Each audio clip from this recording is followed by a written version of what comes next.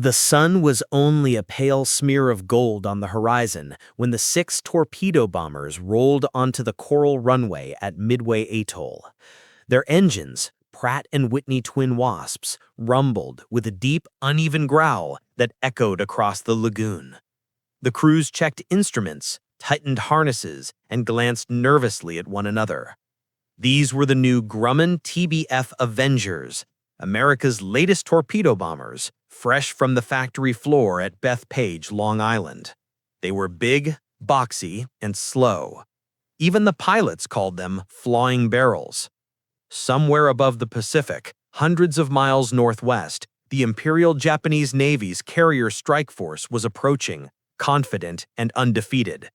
This was June 4th, 1942, the opening morning of the Battle of Midway, and the Avengers were about to meet the enemy for the first time.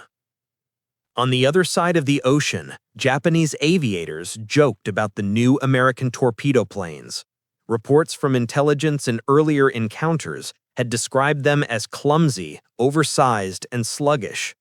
Pilots of the A6M0, sleek and agile, laughed that the enemy had built a whale with wings.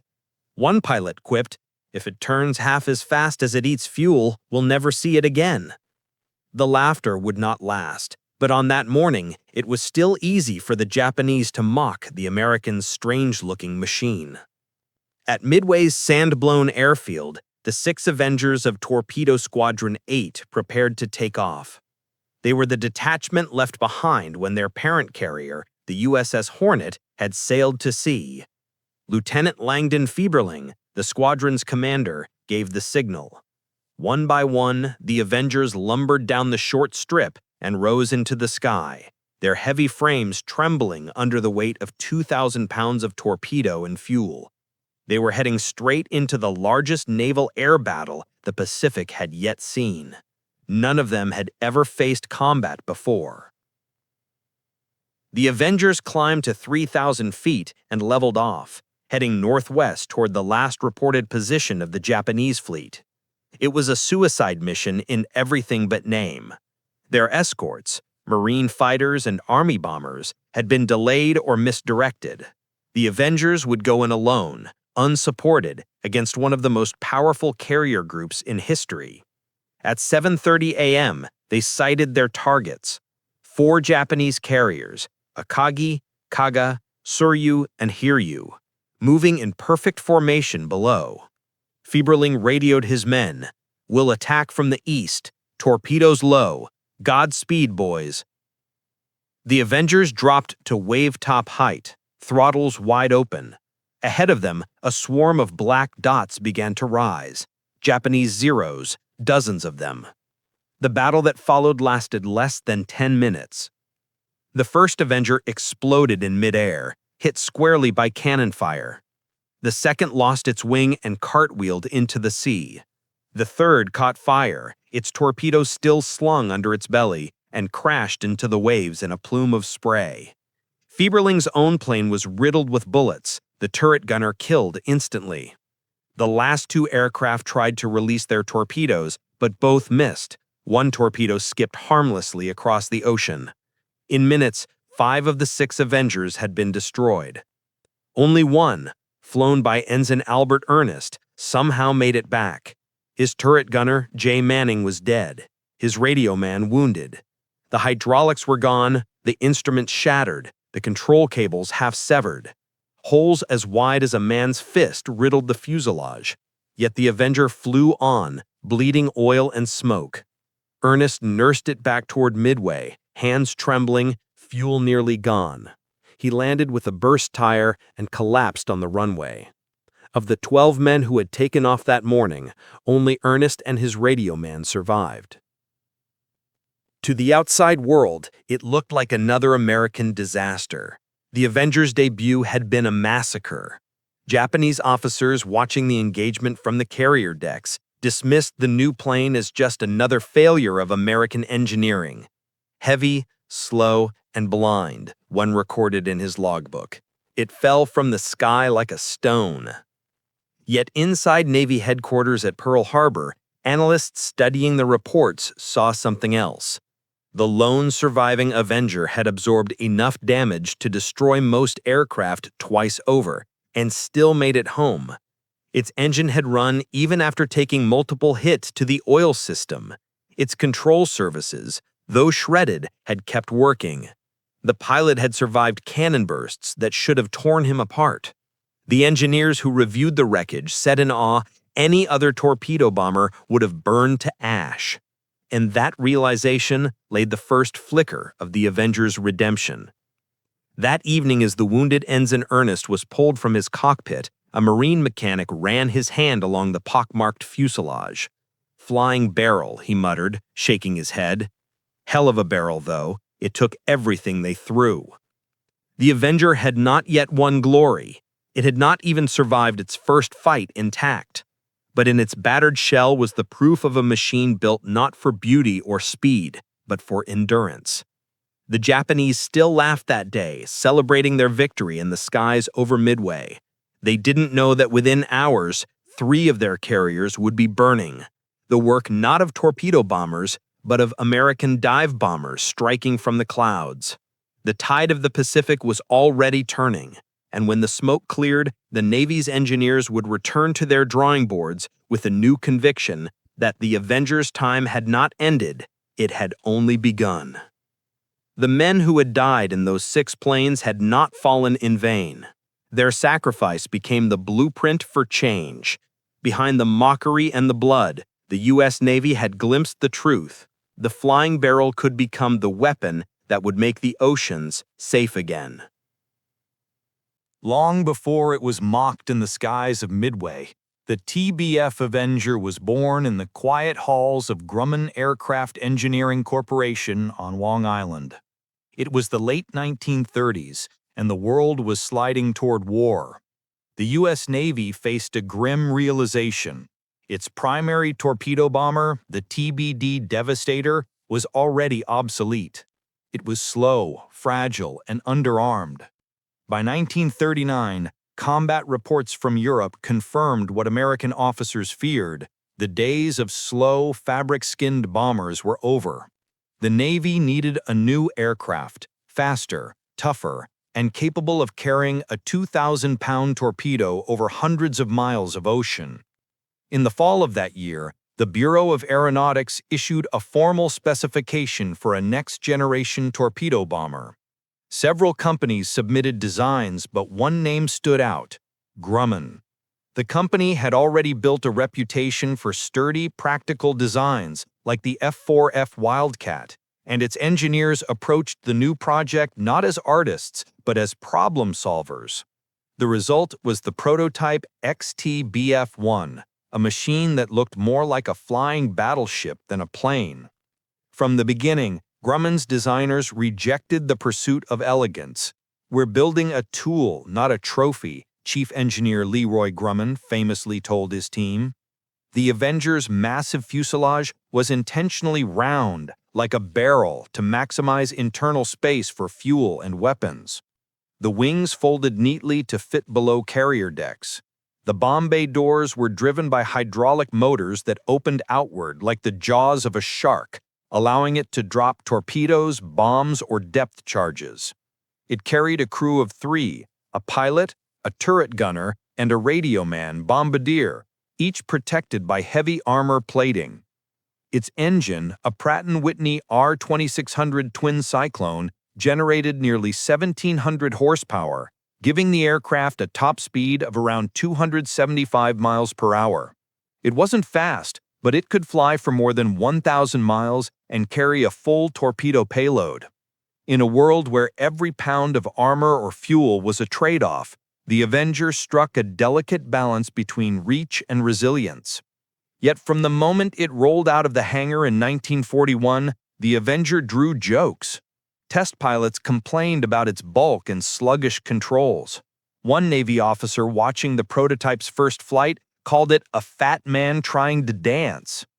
Compared to the sleek, deadly fighters of the era, the Avenger was ungainly, a blunt instrument in a world obsessed with speed. Even the crew joked that its round body could bounce instead of crash. Still, those who understood naval warfare saw its promise. The Devastator, which the Avenger was meant to replace, had proved its weakness during early war games. One good burst of flak and it disintegrated. The Avenger, by contrast, could absorb punishment and keep flying. Its self-sealing fuel tanks prevented catastrophic fires, and its armor plating gave crews a fighting chance to survive. Grumman engineers also innovated in ways that few noticed at the time. The Avenger's dorsal gun turret, an electrically powered system designed by General Electric, was revolutionary. It allowed the gunner to rotate a .5 caliber Browning machine gun through a 360-degree arc, a significant improvement over the fixed or manually operated mounts of earlier bombers. Beneath the tail, a smaller gun provided rear defense, creating a cone of fire that made attacking an Avenger from behind nearly suicidal. By the time the first production TBF Avengers rolled off the line in early 1942, Grumman was already a symbol of reliability in the Navy. Pilots trusted the company's motto, Grumman Iron Works. Its planes were known for being overbuilt, almost indestructible. The Avenger would continue that tradition. "You could fly through hell and still come back in one piece," one test pilot said, after deliberately taking a prototype into a thunderstorm to test its limits. The Avenger's internal bomb bay could carry a single Mark 13 aerial torpedo or up to 2,000 pounds of bombs. Unlike its predecessor, it didn't need to dive to deliver its payload. It could drop torpedoes from low altitude or strike ground targets with precision. It was designed for versatility, bombing ships one day, scouting submarines the next. But its greatest strength, its size, was also its curse. The aircraft's bulk made it an easy target for enemy fighters. At a time when agility often meant survival, the Avenger looked like a whale among sharks. "You can't outclimb, outturn, or outrun anything," one pilot grumbled during early training flights. "You just have to hope your guns don't jam." Then came Pearl Harbor. The Japanese attack on December 7, 1941, catapulted the United States into full-scale war. The Navy could no longer afford perfection. It needed planes, and fast. The Avenger, despite its awkward appearance, was ready. It entered production in the first months of 1942, even before the final tests were complete. The timing was uncanny. When the carriers Yorktown, Enterprise, and Hornet steamed out to meet the Japanese fleet at Midway, a handful of Avengers were waiting at Pearl Harbor, barely tested, not yet blooded. No one could have predicted how brutal their baptism of fire would be. The TBF Avenger made its combat debut just 6 months after America entered the war, and on that first morning of battle, it would prove both its flaws and its potential in the most violent way possible. For all its size and strength, the Avenger could not outfly the enemy. The Zero was lighter, faster, and more agile, by hundreds of miles per hour and dozens of degrees in turn radius. When the 6 Avengers lifted off from Midway Island, their crews were brave but green, their tactics untested, their torpedoes unreliable. The odds were impossible. But even as 5 of them fell into the Pacific that morning, their sacrifice revealed something the Navy had never seen before: a bomber that could take punishment no other aircraft could survive. It was not beauty that mattered, it was endurance. The Avenger had been born not for speed, but for survival. And in war, survival was the first step to victory. Within months, Grumman would transfer Avenger production to General Motors under the TBM designation to meet the Navy's massive wartime demands. By then, the engineers understood what their machine could become: the backbone of naval torpedo aviation, the hammer that would strike Japan's fleets again and again. The flying barrel had been laughed at, but its thick skin, both literal and metaphorical, was about to become America's greatest weapon. The Battle of Midway ended in what historians would later call a miracle victory. But for the men of Torpedo Squadron 8, it was only tragedy. The Avenger's first combat mission had been a slaughter: 5 planes destroyed, 11 men killed, and 1 aircraft limping home riddled with holes. Newspapers back in the United States didn't mention the Avengers by name. Their debut was buried beneath headlines celebrating the sinking of 4 Japanese carriers. But inside Navy headquarters, engineers and strategists were already dissecting the lessons from Midway. And in those grim statistics, they found the seeds of something extraordinary. The reports from Midway were brutally honest. The Avengers had been sent into battle with almost no escort, using outdated torpedo tactics developed during the 1930s. Their Mark 13 torpedoes, which were supposed to run straight and true, often malfunctioned. Some ran too deep, others broke apart on impact. The planes themselves were brand new. Some still had factory grease on the bolts. Their pilots, many barely out of flight school, had never flown against the zero before. The result was inevitable. Yet when investigators examined the single surviving aircraft, they discovered that its structure had endured punishment that would have destroyed any other bomber. The fuselage was shredded, the control surfaces torn, but the main spar and engine mount had held firm. The Avenger had flown through hell and survived. That one fact changed everything. At Pearl Harbor, Grumman representatives met with Navy officers to review the damage reports. "You gave us something that can't be killed," one admiral told them. The Avenger's massive radial engine, thick armor plates, and self-sealing fuel tanks had absorbed the worst the enemy could deliver. The crew had bled, but the machine had lived. "We just need to learn how to fight with it," another officer added. That meeting marked the beginning of a transformation, not in metal, but in doctrine. Within weeks, the Navy convened a tactical board to study torpedo bomber operations. They concluded that the old methods, low, straight-line attacks against ships bristling with anti-aircraft guns, were suicide. Instead, Avengers would attack as part of a system, coordinated strikes with dive bombers and fighters, timing their runs to saturate enemy defenses. The era of lone torpedo runs was over. From now on, every Avenger would be part of a larger machine, carrier task forces that could deliver death from beyond the horizon. At the same time, engineers went to work fixing the Avenger's flaws. The engine's cooling system was improved. The hydraulic lines were reinforced to prevent failures under stress. The problematic Mark 13 torpedo was redesigned with stronger tail assemblies and new fuses, ensuring it exploded at the right depth. Pilots received new training on formation flying, torpedo drops, and night navigation. Grumman built simulators for crews to practice attack profiles before ever seeing the ocean. Out in the Pacific, new Avengers began to arrive, flown from factories in Long Island and Michigan, painted in sea gray camouflage, their fuselages gleaming under the tropical sun. The squadrons that received them knew they were getting something different. It looked heavy, but it felt safe, like climbing into a tank with wings. The Avenger's crew compartments were spacious enough to move around, its controls firm but steady. The electric turret whirred into life with a satisfying hum, and the .50 caliber gun could sweep the sky in a full arc of defiance. Slowly, the reputation of the flying barrel began to shift.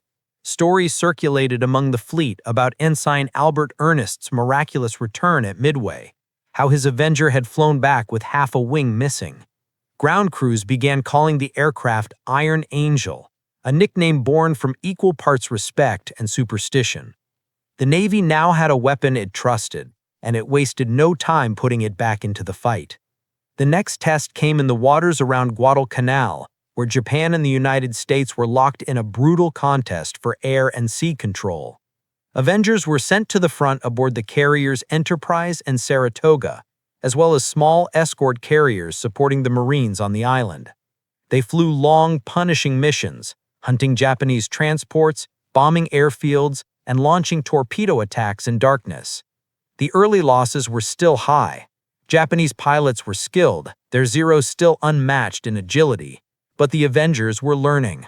Their crews began using cloud cover for concealment, dropping from higher altitudes before leveling out for torpedo runs. Others experimented with night attacks, guided by radar or even the moon's reflection on the waves. Slowly, the score began to change. For the Japanese, it was disorienting.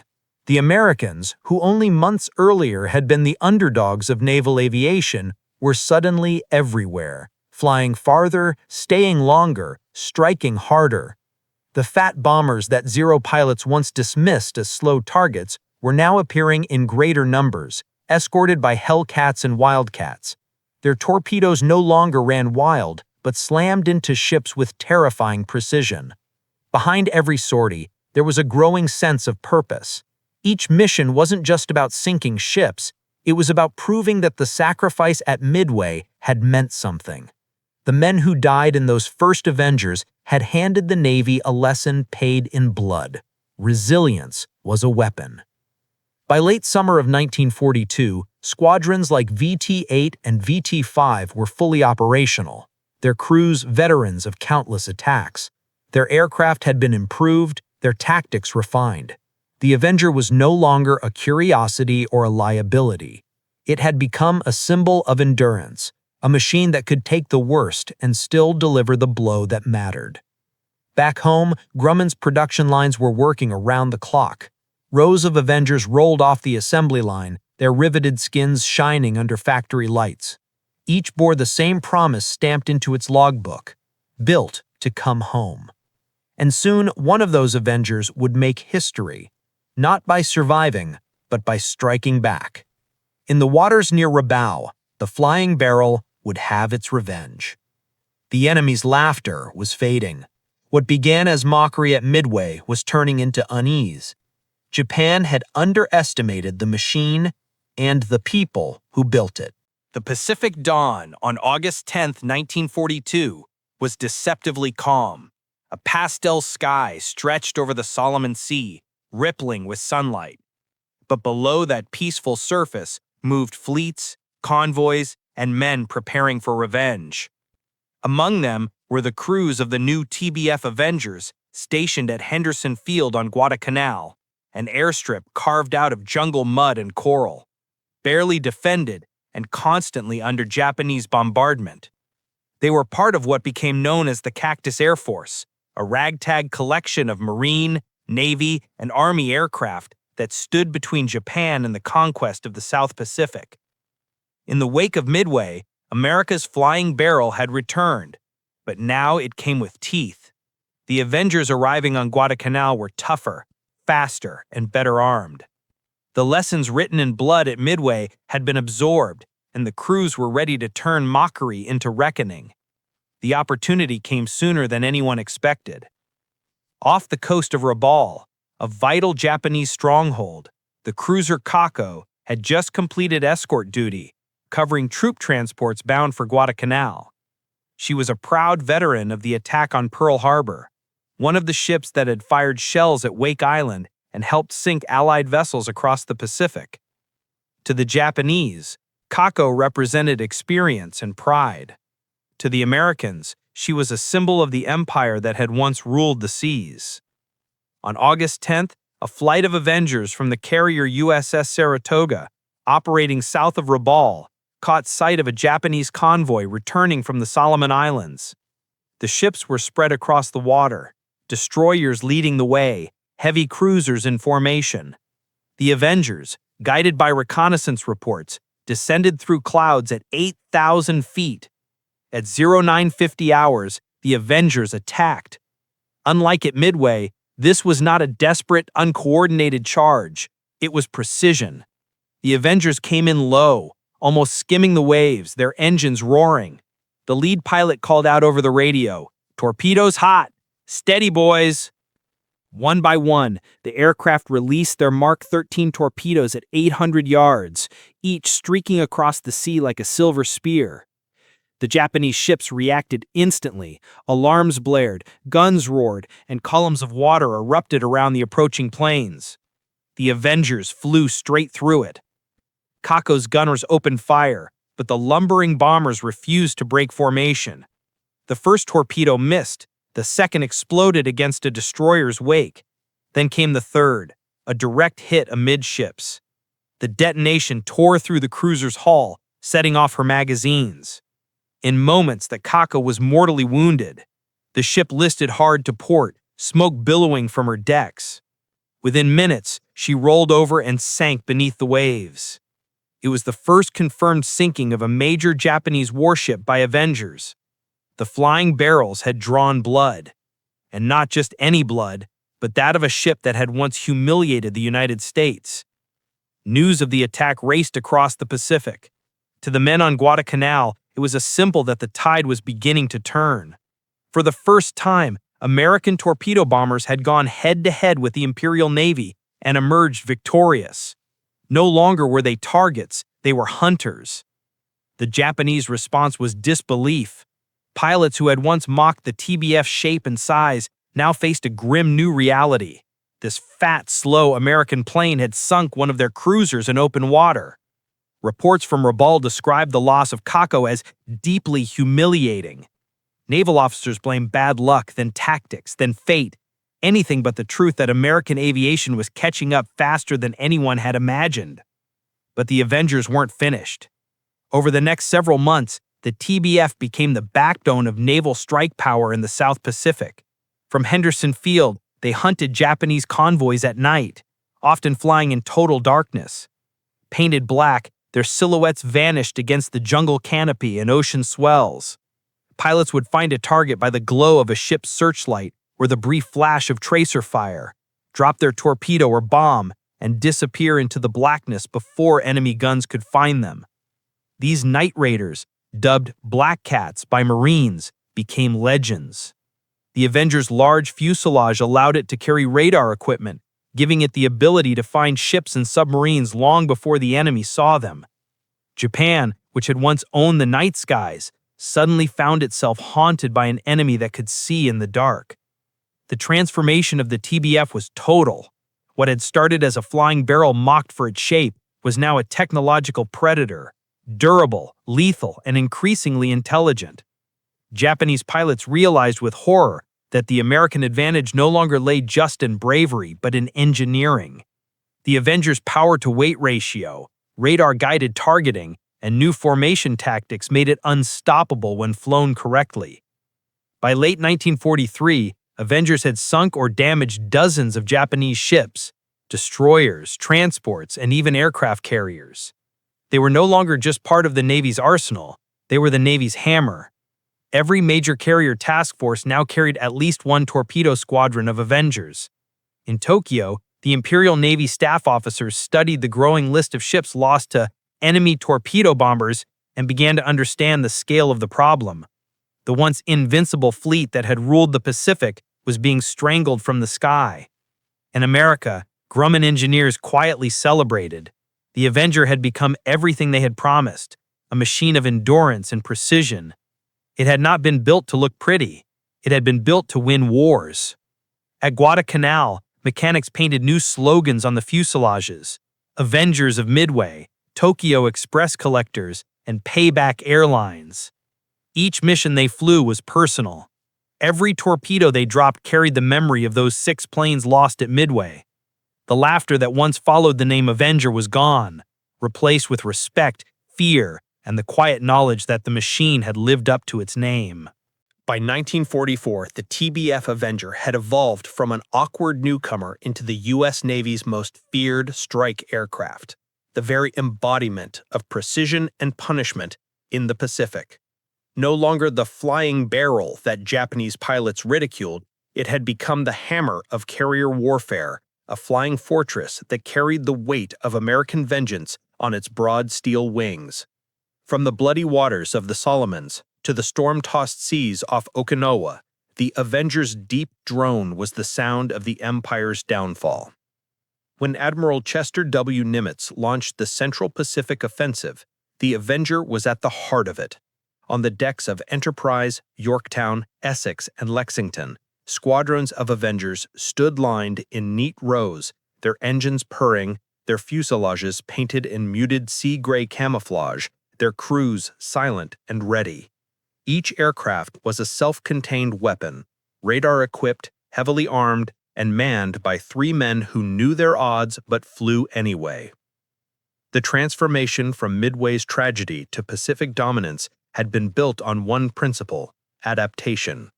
The Avenger wasn't faster than the Zero or lighter than the Val dive bomber, but it was smarter.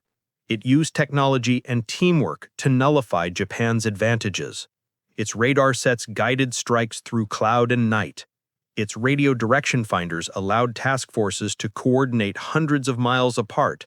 By 1944, when Japan's air power was finally crumbling, Avengers were striking from dawn to dusk, sinking merchant convoys in the Philippines, hunting submarines off truck, and crippling the Imperial Navy's last carriers in the Battle of the Philippine Sea.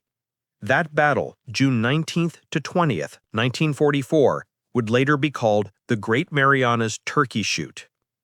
In it, Japan lost over 300 aircraft in a single day, their pilots inexperienced and outnumbered.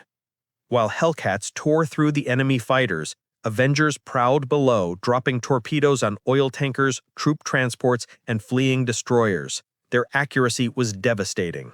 Entire convoys vanished beneath waves of fire and oil. One Navy report simply noted, "Avengers owned the sea that day." Yet the Avengers' true strength was not just its weapons, but its endurance. Few aircraft in history could take the punishment it did and still fly home. Pilots told stories of returning with half a wing gone, hydraulic systems destroyed, engines leaking oil and fire, but still flying. One gunner from VT-15, William "Pappy" Cruz, recalled his plane being hit 17 times by flak over Leyte Gulf. He said, "We lost everything but faith, but that big bird just wouldn't quit." They landed on the carrier Essex with fuel streaming out and the cockpit half melted, but alive. As the war pressed toward Japan's doorstep, the Avenger became a weapon of both vengeance and mercy. Beyond torpedo attacks, it was used for reconnaissance, rescue, and anti-submarine warfare. Avengers patrolled the empty Pacific, searching for downed airmen and lost ships. Their endurance made them ideal for Dumbo missions, long-range search and rescue flights that saved hundreds of Allied pilots from drowning or capture. It was also an Avenger that carried the most infamous weapon in human history. In the Silver Plate Project, the Avenger's systems were studied to help integrate bomb release technology into the B-29 program. Later, Avengers would escort the atomic strikes on Hiroshima and Nagasaki, their role quiet but symbolic, a reminder of how far aviation had come since the fragile torpedo bombers of 1942. When the war finally ended in August 1945, the Avenger had flown over 100,000 combat sorties. It had sunk more than 30 enemy ships, including battleships, cruisers, and submarines, and destroyed countless ground installations. For every naval victory America claimed from 1943 onward, the Avenger had been there, its radial engine roaring above the thunder of guns. But its story didn't end with victory. In peacetime, the TBF and TBM Avengers became workhorses of a new world. They patrolled the Atlantic against Soviet submarines, fought wildfires, and surveyed oceans. Some were sold to civilian operators, others donated to foreign allies, Canada, Britain, and New Zealand, where they flew for decades after the war. In the Korean War, modified Avengers served as target tugs and anti-submarine aircraft, carrying sonar buoys and radar pods. Perhaps the most famous Avenger pilot of all was a young man from Connecticut, George H.W. Bush. Flying with Torpedo Squadron 51 from the carrier San Jacinto in September 1944, Bush's Avenger was hit during a mission over Chichijima. His two crewmates were killed, but Bush managed to steer his burning aircraft out to sea before bailing out. He was rescued by a U.S. submarine, an event that shaped his lifelong humility and courage. Years later, when he became the 41st President of the United States, he would still refer to the Avenger as the best airplane a man could fly into hell. In the decades that followed, the Avenger became a symbol of the generation that built it, durable, modest, and relentless. Restorations began in the 1980s, with surviving aircraft rebuilt from scrap and flown again at air shows. Today, fewer than 30 Avengers remain airworthy, but each one is treated like sacred history. When they taxi across runways, veterans weep. When their engines start, that deep, throaty growl of the twin cyclone, the ground itself seems to remember the Pacific. The Avenger's legacy is more than mechanical. It represents the triumph of endurance over glamour, of engineering discipline over arrogance. Japan Zero may have ruled the skies in 1942, but by 1944, it was the Avenger, the very aircraft Japan had mocked, that ruled the seas. Its evolution mirrored America's own wartime journey, from desperation and defeat to mastery and innovation. Its name, chosen in 1941, had been prophetic. The TBF Avenger didn't just avenge Pearl Harbor or Midway, it avenged every ship sunk, every pilot lost, every island burned. It turned grief into purpose and purpose into victory. When you stand beside one today, its steel skin cold and pitted, you can almost hear the echo of its story. The whine of the propeller, the rush of the sea below, the voice of a gunner shouting through static. The Avenger was more than a plane. It was a promise that even when mocked, outnumbered, and bloodied, courage and craftsmanship could still rewrite history. And in the end, it did exactly that.